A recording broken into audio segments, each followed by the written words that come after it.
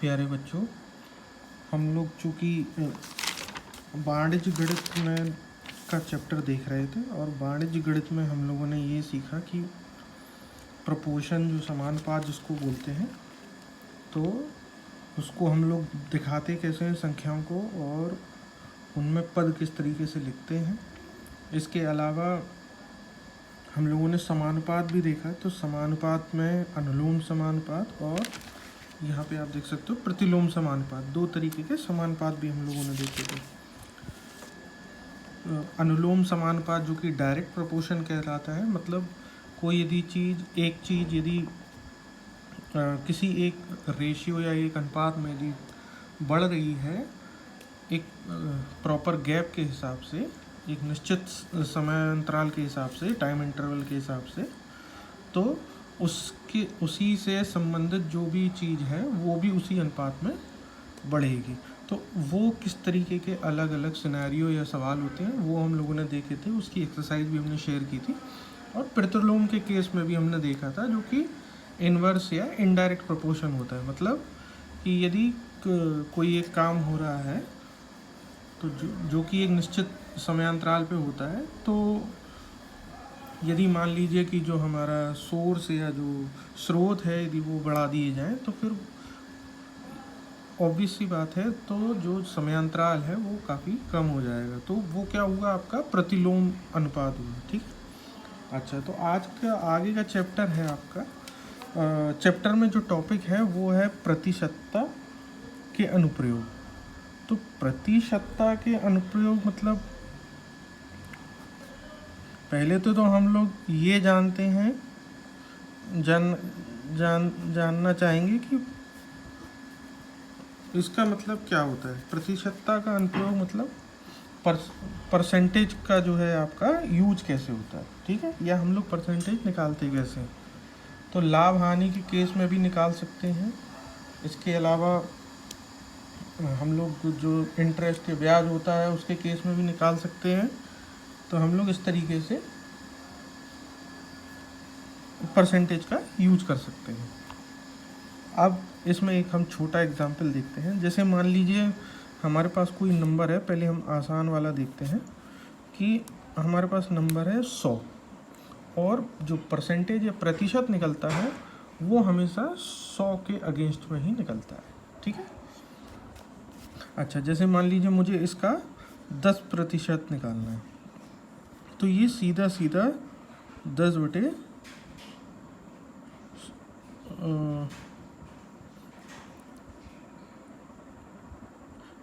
ये कौन सा हिस्सा हुआ इसका, 1/10। ठीक है। तो अब हम क्या करेंगे, जब हमें प्रतिशत निकालना है तो ये 100/10 लिखेंगे उसको, यानी कि 100/10 का जो 10% हुआ वो आपका 10 हुआ। ठीक है।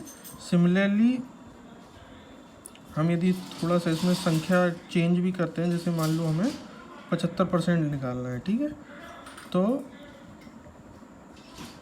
ये एक्चुअली क्या रहता है आपका इंटू 100, इस तरीके से भी निकलता है। यानी कि आप यदि देखोगे तो ये आपका जो है 75 का 75 एज इट इज रहेगा, और ये 100 से 100 कट जाएगा, तो आपका जो प्रतिशत आएगा वो आपका 75% आएगा।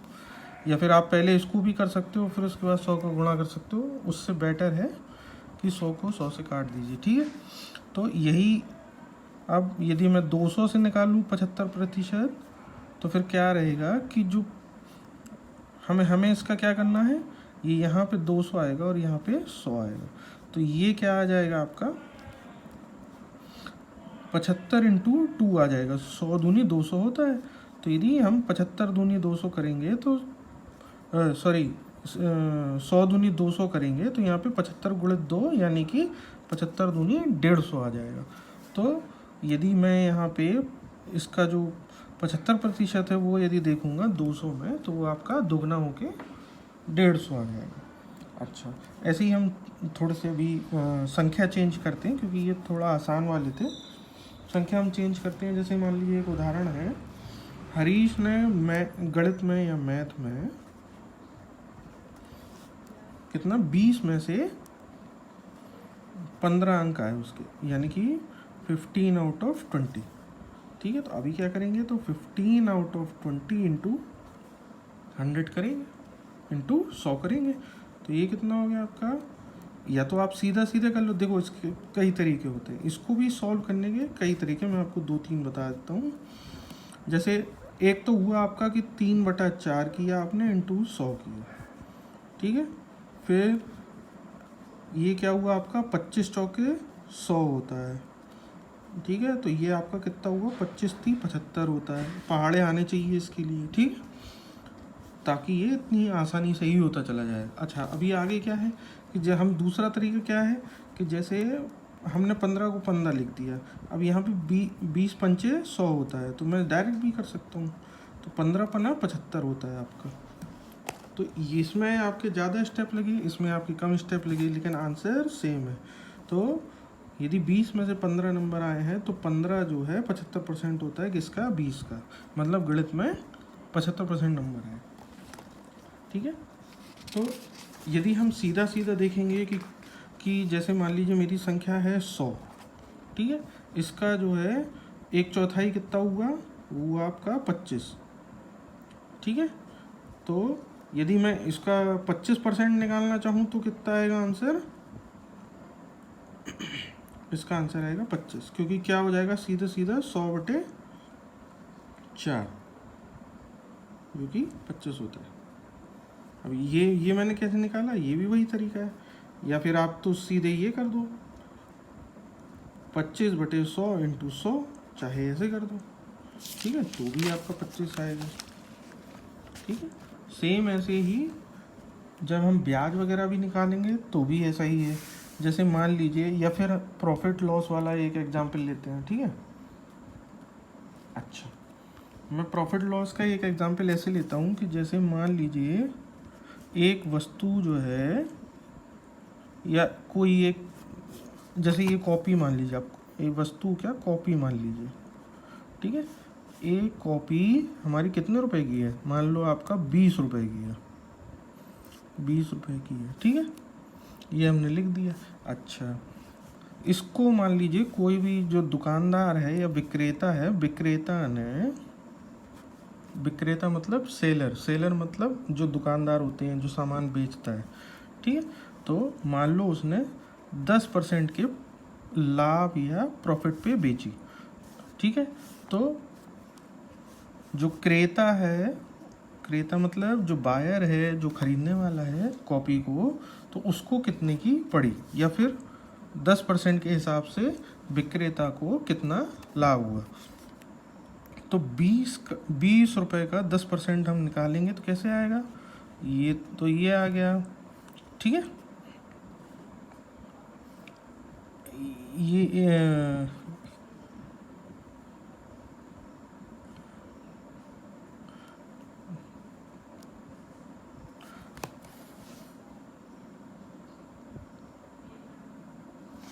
इस तरीके से भी हम निकाल सकते हैं कि ये कितना हो गया आपका 200/100, यानी कि 2, ये क्या आ गया, 2 क्या आ गया, ये आ गया 10%, ठीक है।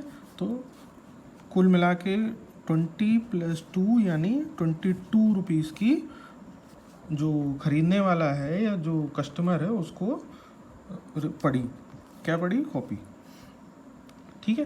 तो लाभ कितना हुआ उसे, हर कॉपी पे 2 रुपये का लाभ हुआ, ठीक है। निकालने का एक और भी आसान तरीका है, एक तो ये है, इसके अलावा ये भी है कि पहले तो हम इसमें 20 का 10% निकालने का और भी तरीका है कि जैसे ये मान लीजिए कोई भी संख्या लिखी है, जैसे मान लीजिए 20 के लिए निकालना है तो 20 लिखा है, ठीक है। 10% मतलब आप डायरेक्ट सीधा सीधा भाग दे दो, तो ये भी कितना आ गया, 2 आ गया, तो ये कितना हो जाएगा 10%, और यही चीज़ हम 20 में जोड़ देंगे। यही चीज़ हमने की हुई है, या इस तरीके से भी दिखा सकते हैं, कि आप कैसे भी दिखा दो, ठीक है। सेम यही चीज़ आपका लाभ हानि का तो हो गया, ब्याज में भी यही चीज़ लगेगी, ठीक है।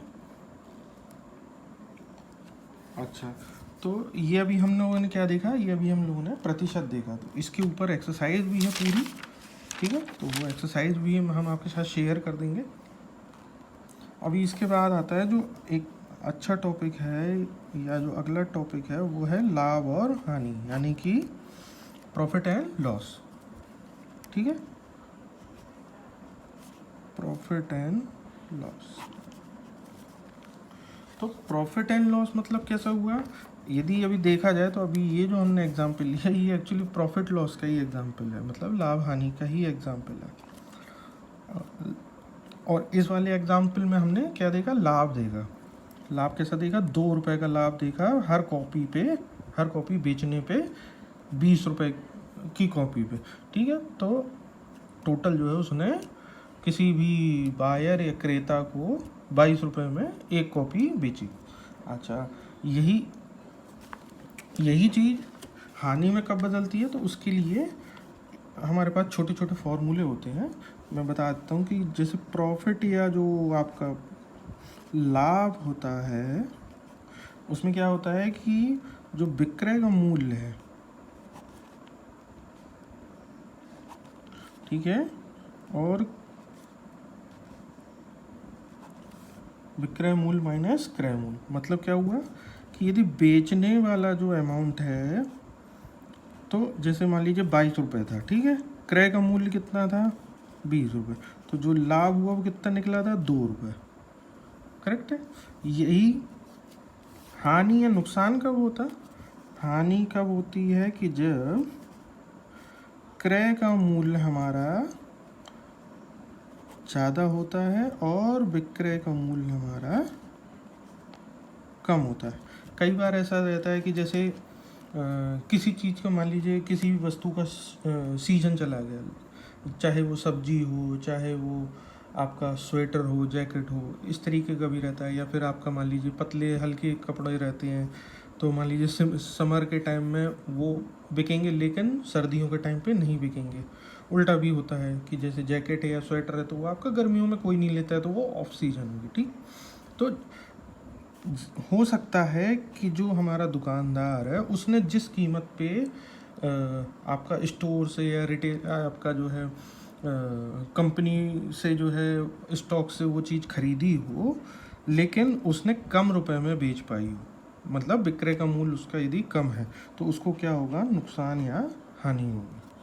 ठीक है, तो इसी तरीके से जब हमने क्रय या विक्रय के मूल्यों के आधार पर जब लाभ और हानि देखा, तो इसी हिसाब से हम लोग ये भी निकाल सकते हैं कि लाभ का प्रतिशत कितना हुआ या हानि का प्रतिशत कितना हुआ। ठीक है, तो जब लाभ और हानि हमें पता चल जाएगा, तो यदि लाभ हुआ है तो हमारा जो भी क्रय का मूल्य है उसमें से हम उतना रुपए या उतना प्रतिशत, उतना परसेंटेज जोड़ देंगे, तो हमारा वो टोटल आ जाएगा।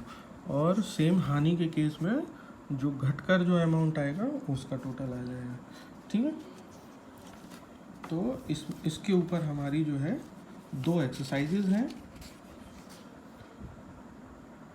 ठीक है, और यदि आप देखोगे तो आगे का भी जो टॉपिक है वो आपका घटना या बढ़ना प्रतिशत के रूप में कैसे दिखाएंगे वो भी है। ठीक है, जैसे मान लीजिए मेरी कोई एग्जांपल लूँ कि जैसे मान लीजिए कि आज की जनसंख्या 1000 है, किसी भी मोहल्ले की कह सकते हैं, लोकलिटी की कह सकते हैं। ठीक है, ये जो है मान लीजिए 1000 लोग, ठीक, और ये मान लीजिए हमारी जो जनसंख्या काउंटिंग हुई थी वो 2015 में है। ठीक, अब मान लीजिए कि जो हमारे पास लोग हैं वो करीब करीब 2-2.5 हज़ार लोग हो गए हैं। ये कब हुए हैं, मान लीजिए 2020 में वहाँ की जनसंख्या होगी। ठीक है, तो अब पहले तो हम क्या करेंगे, इसको निकालने के भी एक्चुअली कई तरीके हैं। ठीक है, अच्छा, तरीके कैसे कैसे हैं कि अब जैसे मैं मेरा एक शॉर्टकट तरीका बोल सकते हो, या आप या एक ट्रिक तरीका बोल सकते हैं कि कैसे, कि जैसे 1000 लोग मान लीजिए कितना हुआ, जैसे मान लीजिए पहले 1000 थे, तो यदि 1000 फिर बढ़ गए तो ये कितना 100% लोग बढ़ गए, जनसंख्या बढ़ गई। ठीक, अभी क्या, अभी यदि मैं इसको ठीक है, तो 1000 और 1000 यदि आप जोड़ोगे तो ये कितना हो गया 2000, लेकिन अपने कितने हुए 2500, 500 ही बढ़े। तो जब 1000 पे 100% है तो 500 पे आपका 50% रहेगी। इस तरह के केसों में हम ये परसेंटेज भी डायरेक्ट जोड़ सकते हैं। वैसे परसेंटेज डायरेक्ट ना ही जुड़ते हैं ना ही घटते हैं, ठीक है। वो भी एग्जाम्पल हम लोग देख सकते हैं आगे, और यदि किसी को डाउट है कि ऐसा क्यों होता है तो वो भी आप लोग पूछ सकते हो, ठीक है। तो यदि ये यहाँ पे मैं ये देखूँ तो यहाँ पे ये टोटल 1500 हो गए, ठीक है। तो ये यहाँ पे कितना हो गया 150। तो यदि मैं यहाँ पे टोटल कहूँगा कि कितने प्रतिशत लोगों की वृद्धि हुई है इन 5 सालों में, तो हम लोग क्या कहेंगे कि लगभग 150% लोगों की वृद्धि हुई है, क्योंकि 1000 तो पहले से ही थे, ये 1500 ये तो बढ़े हैं, ठीक है। वृद्धि हम लोग जो पुरानी संख्या है उसके आधार पे प्रतिशत देख रहे हैं, ठीक है। अच्छा,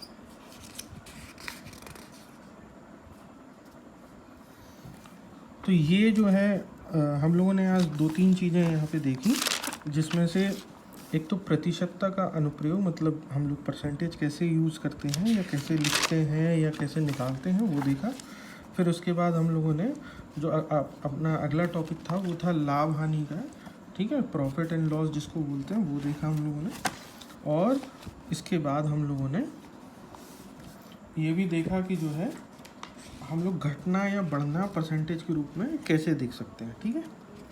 तो यहाँ तक कि एक्सरसाइजेज भी हम आप लोग को शेयर करेंगे, और प्लस आप लोग यहाँ तक पहले वीडियो को देख के भी क्वेश्चन की प्रैक्टिस कर सकते हैं, और जो एक्सरसाइज भी दी जाएगी उसको प्रैक्टिस कर सकते हैं। और जहाँ पे भी आपको डाउट आए तो वो आप लोग निसंकोच उसको पूछेगा, ठीक है। जो आगे का टॉपिक है वो हम लोग नेक्स्ट वीडियो में देखेंगे। Thank you.